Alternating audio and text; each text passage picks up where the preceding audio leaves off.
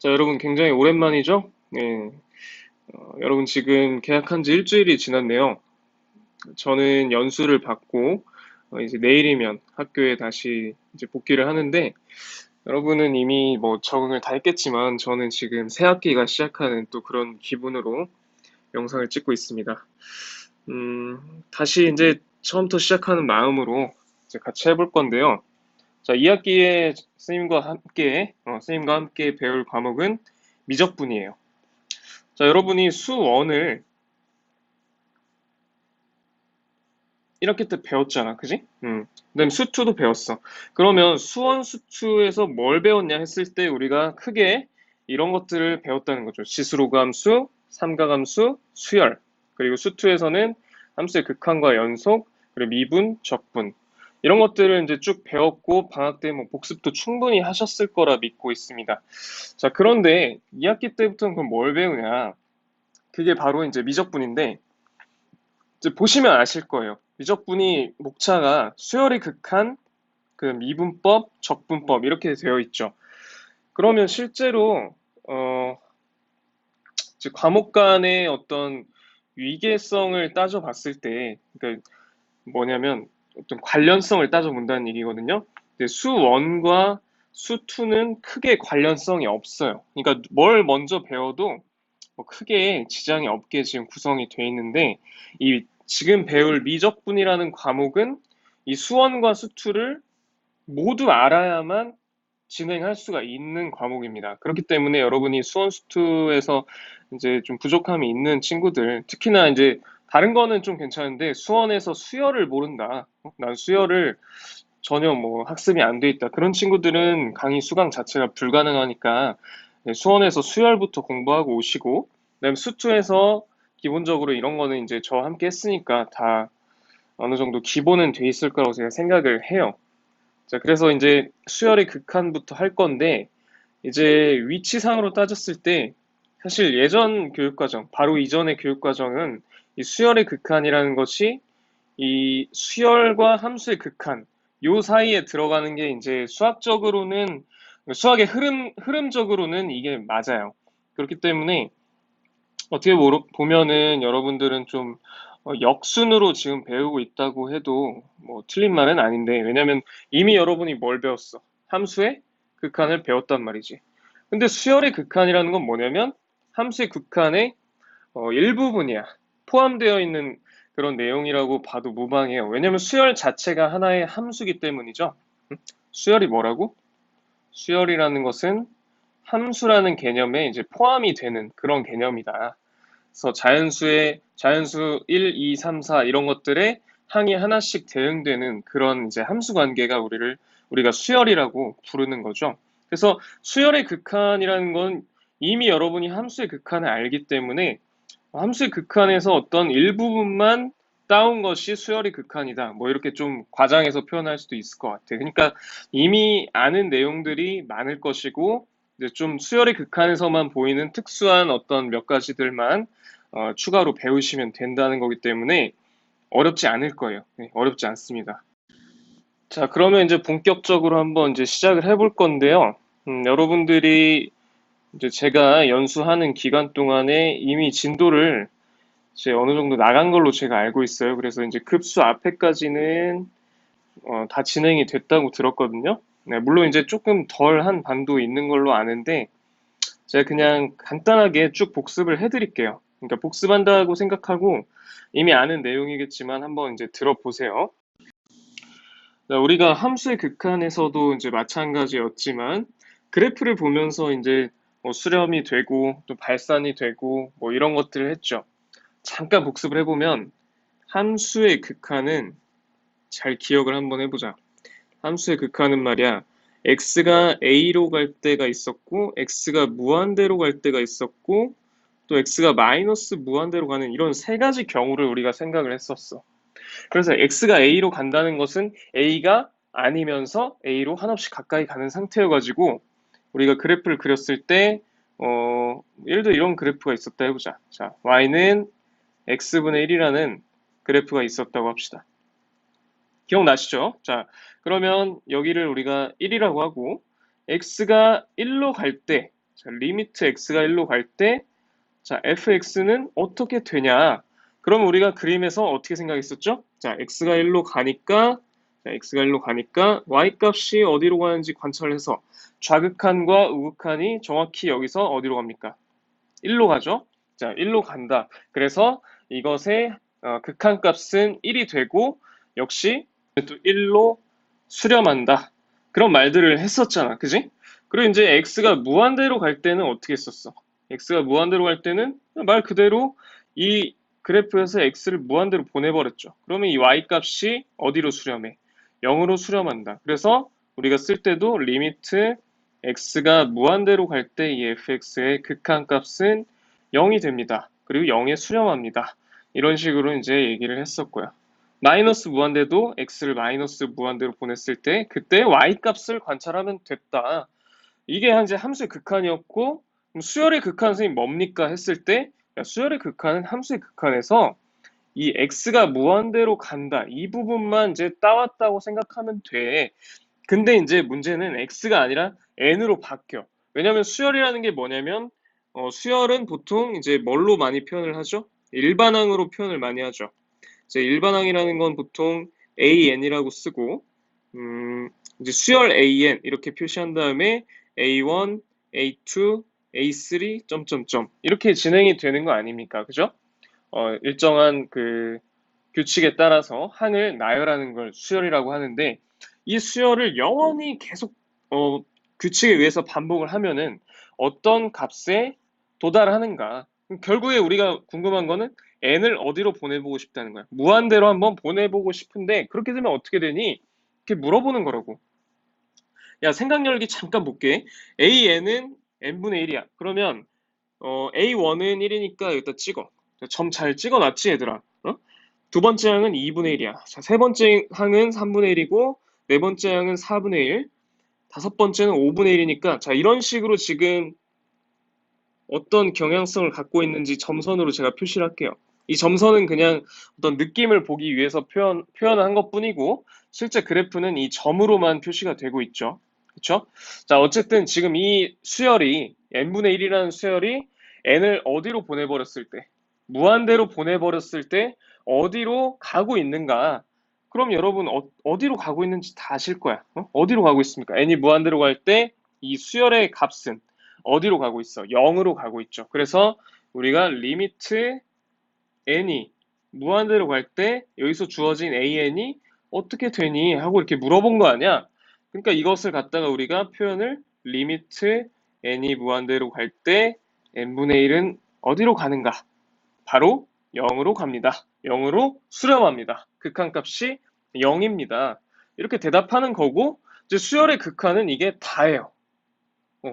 그러니까 n이 무한대로 가는 경우만 생각을 하는 거야. 다른 경우 없어. 막 n이 3으로 간다거나 이런 게 이제 함수의 극한에서는 있었다는 거지. 응? 함수의 극한에서는 x가 a로 갈 때도 있었고 x가 무한대로 갈 때도 있었고 x가 마이너스 무한대로 이런 것들을 다 고려를 해야 했지만 수열의 극한은 그거보다 훨씬 쉬워요. 그냥 n을 어디로 보내기만 하면 돼? n을 무한대로 보냈을 때 이 수열이 결국에 어떻게 되냐? 발산하냐? 수렴하냐? 수렴하면 어디로 수렴하냐? 발산하면 어떤 식으로 발산하는지 잘 물어보진 않아요. 근데 발산은 원래 잘 안 물어본다 했잖아. 그치? 근데 이제 우리는 교과서 배우는 입장에서는 얘가 발산을 하는데 무한대로 발산을 하는지 이제 마이너스 무한대로 발산을 하는지 아니면 뭐 진동을 하는지 뭐 진동 말고도 희한한 발산을 할 수도 있어요. 근데 이제 그런 건 사실 뭐 엄청 중요한 건 아닌데, 그러니까 중요한 거는 수렴하냐, 그렇지 않냐, 그 차이밖에 없다는 거야. 왜냐면 얘들아, 발산이 내가 뭐라 그랬어? 발산의 정의가 뭐야, 얘들아? 수투에서 다 배웠잖아요. 응? 발산의 정의. 뭐가 아닌 게 발산이었어. 써놨지, 얘들아? 다 써놨을 거라 믿어. 자, 발산은 뭐가 아닌 것? 수렴이 아니면 다 발산이야. 수렴이 아니면 발산이야. 그럼 수렴이 뭔지만 정확히 알면 된다고 했잖아. 그쵸? 그러면 수렴이 뭐였지? 자, 다시 한번 봅시다. 수렴. 수열의 극한에서, 자, 수렴이라는 것은 수열 AN에서, 여기 써 있네요, 여러분. 수열 AN에서 n의 값이 한없이 커질 때, 일반항의 값이 일정한 수에 한없이 가까워지면은 우리가 이것을 바로 뭐라고 한다? 수렴이라고 하고, 일정한 수에 한없이 가까워지는 게 아닌 것은 죄다 발산이라고, 그렇게 정리를 하면 되는 거죠. 이해되시죠? 자, 그래서 간단히 한다고 해놓고 너무 좀 자세히 하는 것 같아. 응? 빨리빨리 할게요. 그래서 발산이라는 것은 수렴이 아닌 것. 수렴이 아닌 것은, 그래프로 얘기를 합시다. 그래프가 여기 13쪽에 나와 있네요. 13쪽에. 자, 수열이 만약에 2n이라는 수열이다. 그러면 얘는 n이 한없이 커짐에 따라서 일반항의 값도 한없이 커지고 있잖아. 그래서 무한대로 발산하는 거고. 그럼 이 bn 같은 경우는 마이너스 n제곱이니까 n이 한없이 커짐에 따라서 이 수열은 마이너스 무한대로 발산하는 거고. 자, 이것도 아니고 저것도 아니면 이런 경우도 있다는 거죠. 진동이라는 건데, 자, 1이 됐다가 마이너스 1이 됐다가, 그러니까 이거를 쭉 써보면 1, 마이너스 1, 1, 마이너스 1, 1, 마이너스 1 이런 식으로 진행되는 어떤 이 AN이라는 수열이 있다는 거지. 이해되시죠? 자, 이런 수열은 야, 말을 이렇게 하면 안 돼. 봐봐. 리미트에 n이 무한대로 갈 때 AN은 뿔마 1에 수렴한다.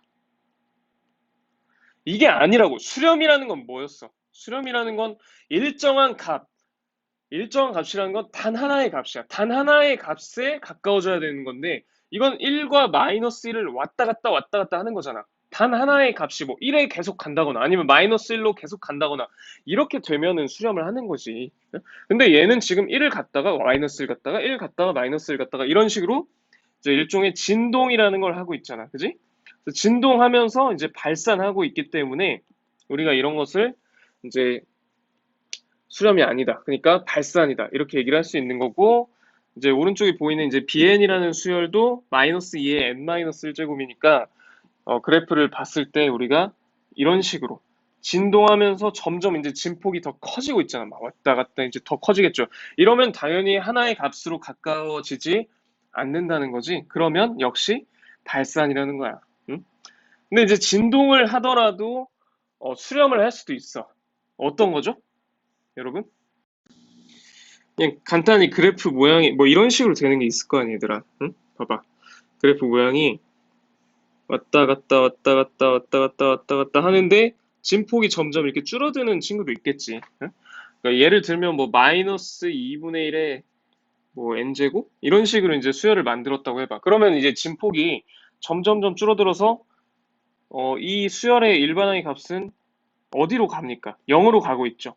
0으로 가고 있잖아, 그지? 그럼 얘는 0에 수렴한다. 그렇게 얘기를 할 수가 있는 거야. 그러면 이건 이제 진동하면서 이제 수렴을 하는 그런 모습도 볼 수가 있어요. 그러니까 이제 이거는 좀 가르치는 사람마다 조금씩 스타일이 달라. 어떤 사람은 이걸 진동으로 안 쳐. 무슨 말이냐면, 아니, 얘는 이렇게 결국엔 수렴하니까 이건 진동이라고 부를 수 없다. 진동이라는 부를 수 없고, 진동은 이렇게 폭이 일정하거나 아니면 폭이 점점 커지는 것만 진동이다. 뭐 그렇게 주장하는 선생님도 있어요. 그러면 이제 그 사람한테는 진동하면은 그냥 발산하는 거고. 이제 어떤 사람은 그냥 아니, 이것도 왔다 갔다 하는 거니까 이제 진동이라고 부를 수도 있다. 그럼 진동하면서 수렴할 수도 있고, 진동하면서 왼쪽에 이 두 예처럼, 진동하면서 발산할 수도 있다. 뭐 이렇게 얘기할 수도 있는 거지. 그러니까 제가 말하는 요지는 뭐냐면, 그 진동이라는 용어 자체가 뭐 교과서에서 언급 자체를 안 해요. 여러분 자꾸 물어보니까 제가 지금 얘기를 하는 거거든요. 보세요, 지금. 응? 여기 결론도 보면은, 뭐 발산하는 경우, 그래서 양의 무한대, 음의 무한대, 그리고 세 번째 진동, 이런 식으로 안 써 있잖아. 그지? 이런 식으로 써 있는 게 아니잖아. 그냥 양의 무한대나 음의 무한대로 발산하지 않는 경우, 이렇게 써 있잖아요. 그러니까, 진동이라는 용어에 집착하지 마. 그러니까 왔다 갔다 하면 진동이야. 그리고, 뭐, 진폭이 일정하거나 커지거나 작아질 수 있는데, 어, 진폭이 이제 작아져서 이제 0에 거의 수렴하게 되면은 그때는 이제 수렴하는 거고. 음? 알겠습니까? 너무 그 용어에 대해서 과도하게 집착하지 마시고요. 중요한 거에 집중을 하세요. 중요한 건 뭐야? 수렴이 뭐고 발산이 뭔지. 수렴이라는 것은 일정한 값에 한없이 가까워지는 그런 경우고, 발산은 그렇지 않은 경우를 그냥 말하는 것이다. 그래서 쭉 진행이 잘 됐을 거예요. 잘 됐을 거고, 이제 계산도 여러분이 열심히 해 보셨을 거예요. 그래서 계산하려면 기본적인 성질에 대해서 이제 쭉 준비를 해야겠지. 더하기 빼기도 찢어지고, 그다음에 이제 실수배도 꺼내거나 집어넣거나 할 수 있고, 곱셈도 찢을 수 있고, 나눗셈도 찢을 수 있는데, 나눗셈은 항상 분모가 0이 되지 않아야 한다. 이것은 이미 함수의 극한에서 충분히 얘기를 했어. 그 다음에 이제 더하기 찢어지고, 뭐 빼기 찢어지고, 이런 사칙 현상, 더하기 빼기 곱하기 나누기 찢어지는 거 다 좋은데, 기본 전제 조건이 뭐라 그랬지? 기본 전제 조건이? 자, 이런 식으로 이 두 수열이 모두 뭐 해야 돼? 수렴해야 돼. 수렴하지 않으면 이런 성질을 써서는 안 돼요. 다시, 수렴하지 않으면 이런 성질이 성립하지 않는다고. 그러니까 기본적으로 그러니까 둘 다, 여기 이 성질을 쓰는 모든 수열이 수렴을 해야 되고, 그 다음에 나누기를 쓸 때는 특별히 수렴하면서 뭐까지 해야 돼? 분모가 0이 아니기까지 해야 된다. 쭉, 뭐 계산도 잘 해낼 수 있을 것이고, 그 다음에 대소관계에서는 이제 유명한 뭐였어? 샌드위치 정리 기억나죠? 네, 샌드위치 정리를 주로 이제 사용을 했었죠. 샌드위치 정리는 이런 식으로 이제 수열의 대소관계가 이제 주어졌을 때 이 각 변의 리미트를 취하게 되면은 리미트 an, 리미트 cn, 리미트 bn이고 이제 n을 무한대로 보내는 경우만 생각을 한다 그랬잖아. 자, 이런 식으로 n이 무한대로 가는 리미트를 다 취했을 때 이 대소관계가 그대로 이제 유지가 되고 등호도 생겨난다 그랬어요. 그러니까 이 경우에는 지금 제가 쓴 예시가 등호가 있는 거였잖아. 그러니까 등호가 있는 것은 그대로 등호가 이제 있는 거고 등호가 원래 이제 없는 경우도 있다는 거죠. 여기 있네, 밑에 있네요. 자, AN, BN 이런 식으로 BN이 더 크고 등호가 없는 경우지만 리미트를 취하게 되면은 이렇게 등호가 생겨나야 된다. 등호가 없게 되면은 이제 오류가 생길 수 있다. 이런 발레가 생길 수 있다. 그런 얘기가 있는 거예요. 예제 3번 같은 것도 이제 분모가 무한대로 가고, 그 다음에 분자 같은 경우 무슨 짓을 해도 마이너스 1과 1 사이일 수밖에 없죠. 그러니까 거의 이제 상수 취급을 할 수 있는 거야. 상수처럼, 상수는 아니지만, 상수처럼 취급을 해서, 분모는 계속 커지는데, 얘는 마이너스 1과 1만 왔다 갔다 하니까 0으로 갈 수밖에 없다. 뭐 그런 식으로 이제 얘기를 하는 것을 내가 지금 표현한 건 너무 이제 좀 직관적인 얘기잖아. 느낌적으로 이제 풀어버린 거기 때문에 이 풀이를 보시면 샌드위치 정리를 이용해서 마이너스 n분의 1과 n분의 1 사이의 수열이라고 볼 수 있기 때문에 이것은 이 양쪽이 얘도 0으로 가고 얘도 0으로 가니까 가운데도 0으로 간다. 이런 식으로 수열의 대소관계에서 샌드위치 정리를 이용하는 그런 문제를 우리가 풀어낼 수 있었을 것이고 그다음에 이제 마지막으로 등비 수열의 극한이 있었죠. 이제 제일 많이 나오는 거죠. 등비 수열의 극한은 좀 이제 특별한 점이 있기 때문에 좀 더 강조해서 지금 다루는 것뿐이야. 수열의 극한의 일부분이에요. 얘도 역시 수열의 극한이니까 뭐라고? 수열의 극한이니까 수렴하기도 하고 발산하기도 할 거야. 근데 이제 요약하자면 그냥 아래 n제곱이지. 뭐라고? 아래 n제곱에 대한 이야기라고. 그래서 아래 n제곱에 대한 이야기인데 이것도 정리가 잘 돼 있어요. 여기 보시면 안 돼 있네. 아니 대부분 정리가 잘 돼 있다. 아 여기 있구나. 미안해. 못 찾았어. 여기 몇 쪽인가요? 23쪽을 보시면요. 아주 정리가 잘 돼 있어요. 여기 이제 핵심 내용만 보고 이제 마칩시다. 응? 이 복습은 이 정도면 될 것 같아. 그지? 자, 등비수열의 수렴과 발산.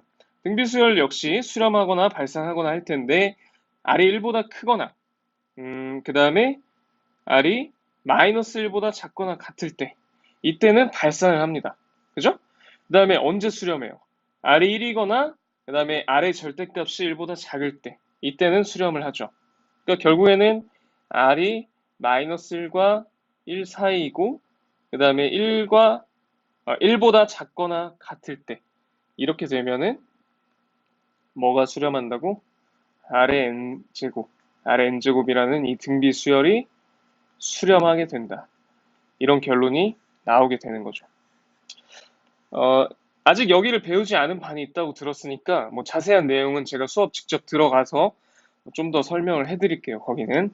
자, 일단 배우신 거라고 가정을 하고 설명을 하자면 요 때는 수렴을 하고 나머지 때는 발산을 하는데 어, 이 문제가 나왔을 때 잘 분류를 해서 푸는 게 중요하죠. 어떤 문제가 그런 문제입니까? 예제 2번 같은 문제. 이건 이제 너무나도 중요한 문제이기 때문에 한번 쭉 볼게요. 이 문제만 풀고 진짜 마칠게요. 괜찮죠? 자, R이 0보다 크다. 이런 조건이 주어졌어요. 그러니까 이 R이라는 것은 어차피 범위가 실수 전체였어, 원래는. 실수 전체 범위에서 볼 때 마이너스 1과 1이 기준이 돼요. 그래서 마이너스 1보다 작으면 발산이야. 오케이? 지금 R이야, R. R을 이렇게 그림으로 이제 좀 나타내 보면 마이너스 1보다 작으면 발산이야. 뭐가? R의 n제곱이 수렴하는지 발산하는지 그걸 보겠다고 지금. 자, 그럼 마이너스 1보다 작으면 발산이고 1보다 크면 또 발산이죠. 그 다음에 R이 마이너스 1이면 또 발산이야. 오케이? 여기까지 발산이고 그 다음에 마이너스 1과 1 사이 이 사이에 있을 때는 수렴이 되죠. 이 사이에 있을 때. 그 다음에 R이 1일 때도 역시 1에 수렴하니까 수렴이 되죠. 이런 식으로 이제 정리를 할 수가 있는데 R이 0보다 크다는 전제 조건을 이제 깔았기 때문에 이제부터는 이제 여기를 이제 기준으로 가운데를 똑 잘라가지고 0보다 큰 부분만 보는 거지. 그러면 이제 기준이 어떻게 되냐면 R이 0보다 크고 그다음에 1보다 작을 때가 기준이 또 하나의 기준이 되고 두 번째 기준은 R이 1일 때가 될 것이고 그다음 세 번째 기준은 1보다 클 때 이렇게 세 가지 기준으로 나눌 수가 있는 거죠. 그러니까 이해되세요, 지금? R의 n제곱의 수렴과 발산을 조사할 때는 원래는 기준을 이렇게 마이너스 1보다 작을 때, 그다음에 마이너스 1일 때, 그다음에 0과 미안해. 0과가 아니고 마이너스 1과 1 사이일 때, 그리고 1일 때, 그리고 1보다 클 때. 이렇게 다섯 가지로 나눠야 이제 기본적인 분류가 된다고. 근데 여기서는 세 가지로 나눴단 말이에요. 0과 1 사이, 1보다 클 때, 그리고 1일 때. 왜냐면 0보다 클 때만 하라고 했으니까 이 다섯 개 중에 이제 이 부분만 고려를 하면 된다는 거죠. 그래서 범위를 세 개로 나눠서 이렇게 쭉 진행을 해주면은 답이 이제 세 경우에 따라서 다르게 답이 나온다는 거야. 알겠습니까? 예, 좋아요. 그래서 이런 내용은 충분히 우리가 배웠을 거라 믿고 중단원까지 풀었다며?